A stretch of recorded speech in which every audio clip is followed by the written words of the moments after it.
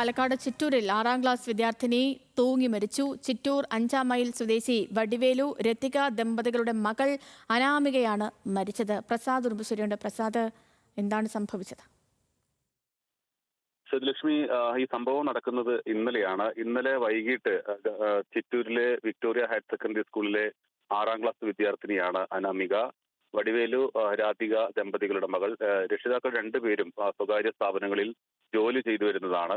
ഇന്നലെ അനാമിക സഹോദരി അഭിനയോടൊപ്പം സ്കൂൾ വിട്ട് വീട്ടിലേക്ക് വന്നതാണ്. സ്കൂളിൽ നിന്നും സ്കൂൾ അടയ്ക്കുന്ന ദിവസമായതുകൊണ്ട് തന്നെ അരിയും മറ്റും വാങ്ങി വീട്ടിലേക്ക്, സ്കൂളിൽ നിന്ന് ലഭിച്ച അരിയും മറ്റും വാങ്ങി വീട്ടിലെത്തിയതിനു ശേഷം സാധാരണ സഹോദരി തൊട്ടടുത്തുള്ള മുത്തച്ഛന്റെ വീട്ടിലേക്ക് പോകാറുണ്ട്.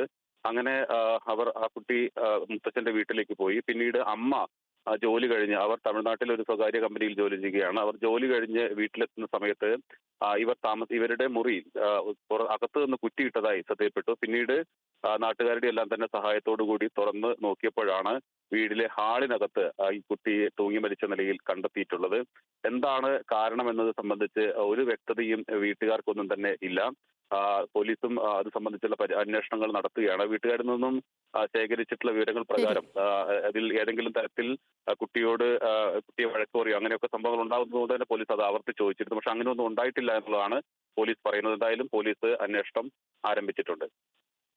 ശരി പ്രസാദ്, വ്യക്തമാണ്. സങ്കടകരമായ ഒരു വാർത്തയാണ് പുറത്തു വരുന്നത്.